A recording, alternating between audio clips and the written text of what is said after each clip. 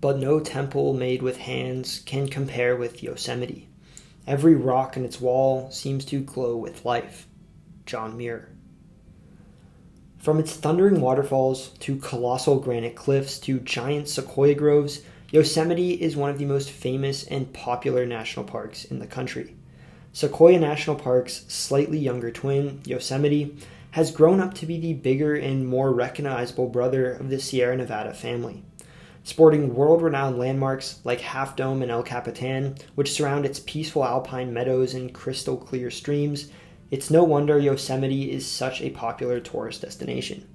Undeniably one of America's quintessential landmarks and crucial to the history of the national park system, Yosemite truly has no comparison. Hello and welcome to That Is Interesting. I'm your host, Carter. This is the National Parks Explored, Episode 3, Yosemite. Again, as there can sometimes be some confusion, the National Park Service administers hundreds of units, but only 63 are considered fully fledged national parks. When I use the term in this video, I'm referring to these 63, not everything in the entire National Park Service system. Established on October 1st, 1890, Yosemite National Park is the 6th most visited park in the United States, welcoming 3,667,550 guests per year, while some years have even had over 5 million visitors. Yosemite is also the 16th largest park in the country, with a protected area of 761,741.5 acres. It's known for its towering granite cliffs and domes, numerous waterfalls, sprawling alpine forests, and giant sequoia groves. The extensive history of glaciation and tectonic shifts along the Sierra Nevada mountain chain help to form the park's narrow canyons, steep riverbeds, and epic waterfalls, along with the valley itself. Yosemite spans 4 counties in California and is a relatively short drive from Fresno and Merced, and just a few hours from Sacramento and San Francisco. The closest city is Mariposa, located about an hour from the park's eastern entrance. Despite Yosemite's close proximity to many cities, attracting millions of visitors annually, the park still contains numerous diverse ecosystems teeming with all manner of wildlife. The park is a living monument to John Muir, the early preservationist movement, and the establishment of the national park system, receiving the designation of a World Heritage Site from the United Nations in 1984. Yosemite stands with the Grand Canyon and Yellowstone as one of the most iconic parks in the country. Yosemite can be split into 5 main sections: the main Yosemite Valley with Glacier Point, El Capitan, and Half Dome, Wawona and Mariposa Grove to the south, the Tuolumne Meadows to the northeast, Hetch Hetchy to the north, and lastly Crane Flat and White Wolf to the northwest. The park contains 2 federally designated wild and scenic rivers, the Merced and Tuolumne, both which originate in the park and flow into the San Joaquin Valley. Yosemite also consists of over 1,700 smaller streams and 3,200 lakes on top of wetlands and meadows. The park is famous for its many waterfalls. When the snowmelt begins to thaw in April, water pours down Ribbon Falls, Bridal Veil Falls, and the tallest waterfall in North America, Yosemite Falls, at 2,425 feet or 739 meters, just to name a few. Yosemite, of course, is also known for its large granite domes, such as Sentinel Dome and the famous Half Dome. El Capitan is another granite rock formation that looms over the valley, providing amazing views to rock climbers who love El Cap for its diverse routes and year-round accessibility. The whole valley can be seen from the famous Tunnel View, which looks out onto Bridal Veil Falls and Half Dome. Yosemite also features alpine trails into the High Sierras, which link up with the Sierra Crest and Pacific Crest Trail. The high country of the park is home to many mountains, including Mount Lyell, which is the highest point in the park, standing at 13,120 feet, or 4,000 meters. While one may be treated to larger sequoia trees further south, Yosemite still offers 3 groves of giant sequoia trees, the most famous of which is Mariposa Grove, where visitors can find the fallen monarch tree. Millions of years ago, tectonic shifts in the Earth's crust uplifted the Sierra Nevada, and vertical movement along the Sierra fault line caused massive erosion, which exposed granitic rocks, resulting in the formation of these iconic domes. However, Yosemite owes almost all of its striking features to the process of glaciation. Massive glacial systems reaching depths of almost 4,000 feet carved their way through the Sierra Nevadas, forming the Yosemite Valley as we know it. Glaciation is responsible for the polished granite canyons, cliff sides, and iconic formations that make Yosemite so recognizable. Not until 10,000 years ago at the end of the last ice age did these massive glaciers melt away and give way for the Yosemite ecosystem to develop. Yosemite stretches over 10,000 feet in total elevation and is home to over 20% of California's 7,000 plant species. The park contains over 225,000 acres of old-growth forest untouched by logging, supporting over 250 species of animals. The park is able to support very high levels of biodiversity, providing habitats in its western boundary for black bears, mule deer, coyotes, white-headed woodpeckers, bobcats, foxes, bats, and cougars. In higher elevations, visitors can find many creatures among the sparse vegetation and exposed granite, such as the yellow-bellied marmot and the American pika, along with bighorn sheep. Meadows created by wetlands and rivers also provide important habitats in many elevations, allowing animals to feed on green grasses and gain access to water. Yosemite does face its fair share of problems, including invasive species, overcrowding, and wildfires. Traffic congestion has become a major problem during the summer months in Yosemite as more and more people visit the park, and as visitation peaks in the summer months when temperatures are the hottest, the risk of uncontrolled burns increases dramatically, which has resulted in many previous wildfires. The history of Yosemite National Park stretches back thousands of years to the Ahwahneechee people who first settled in the valley. The Ahwahneechee were the only native tribe to live in the modern-day boundaries of Yosemite, but other tribes lived in the surrounding areas. The Ahwahneechee tended to Yosemite, starting controlled fires to manage the forests and allow for the growth of new vegetation. As was the case with many native tribes, however, the Ahwahneechee were decimated by disease, and by the end of the 18th century, their population had fallen from 300,000 to just 50,000. During the California Gold Rush, the Mariposa War broke out between the Ahwahneechee and a local militia of settlers, killing and driving out many of the native people. However, some remained in the park until 1969.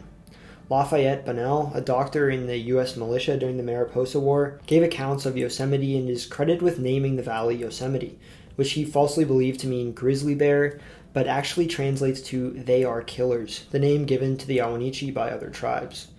After the Mariposa War, the start of tourism began in 1855 with the help of publications by James Hutchings and Thomas Ayres, drawing the park's first visitors who sought out the natural beauty and the remaining indigenous peoples. The Wawona Hotel was first established in 1857 by Galen Clark in Mariposa Grove, where the famous Wawona or tunnel tree stood before it fell in 1969. As commercial interests began to threaten the valley, Galen Clark worked with Senator John Conness of California to pass legislation protecting Yosemite, which was signed by President Lincoln in 1864. While the park wasn't established as a national park until 1890, this legislation was the first time in American history that land was set aside solely for the purpose of preservation and public use, setting a precedent for the creation of Yellowstone 8 years later. Yosemite Valley and Mariposa Grove became state parks for the time being, and it was around this time that John Muir first visited Yosemite. A Scottish-born industrial worker turned naturalist, Muir found his way to California in the 1860s, working as a shepherd in Tuolumne Meadows, where he began to fall in love with Yosemite. Muir initially published newspapers on his theory, which proved to be correct, about the role of glaciation in forming Yosemite Valley, and later transitioned to calling for the preservation and protection of the park. Muir was appalled by the reckless logging and depletion of woodlands. He also had first-hand knowledge as a former shepherd of the danger sheep posed to the park, which he called hoofed locusts. In 1889, Muir took Robert Johnson, an editor of Century magazine, to the Tuolumne Meadow to witness firsthand the damage caused by herds of sheep.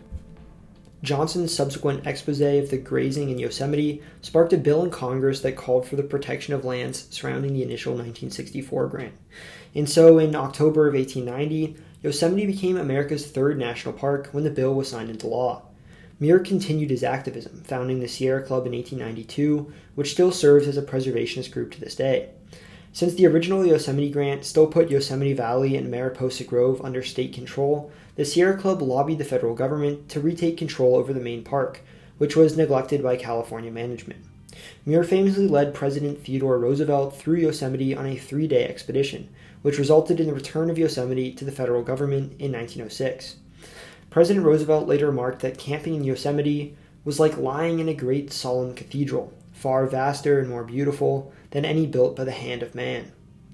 The controversial O'Shaughnessy Dam was built in Hetch Hetchy Valley in 1913, vehemently opposed by the Sierra Club. Muir said of the beautiful valley that no holier temple has ever been consecrated by the heart of man. Since it was dammed and flooded, the reservoir that fills Hetch Hetchy has provided 85% of San Francisco's water supply. Since the transfer of park management to the National Park Service in 1916, Yosemite has continued to expand over the years as more land is incorporated into the park, and over 89% of the park was designated as a wilderness area in 1984, preventing further development. From hiking to stargazing to rock climbing and camping, Yosemite's many visitors have their pick of things to do. The park is a leader in accessibility as free shuttle services transport visitors on Yosemite's many roads to nature walks, stargazing programs along Tioga Road, mule and horseback rides, and museums. Yosemite offers over 800 miles of trails, ranging from short walks to week-long backpacking trips. Many visitors take advantage of the trails in the Tuolumne, Merced, and Mariposa sequoia groves, as well as other longer hikes to waterfalls. The park has 13 official campgrounds, but overnight hikes require a wilderness permit. Visitors can also climb the famous Half Dome, but only 300 people are allowed to summit the iconic landmark via a lottery system. Rock climbing is very popular in the park, and rock climbing is a sport developed in large part due to Yosemite and Camp 4.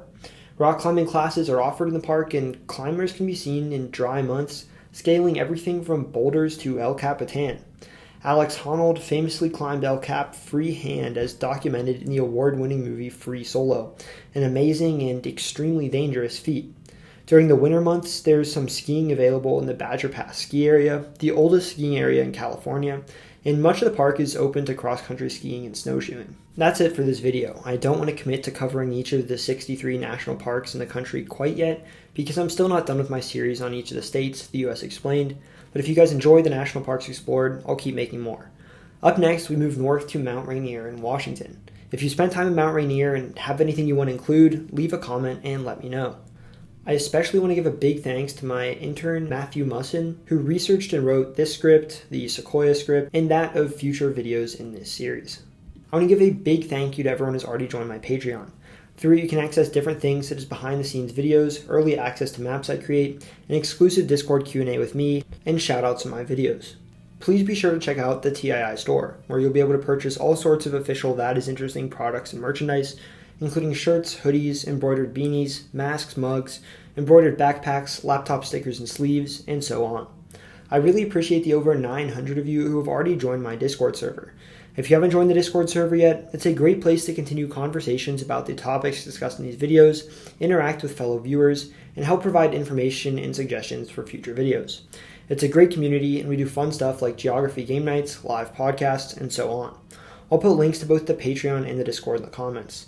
Thank you for watching this video, and I hope you learned something new. Subscribe for more content like this. I cover the countries, cities, people, and places of the world and beyond. These videos will leave you saying, that is interesting.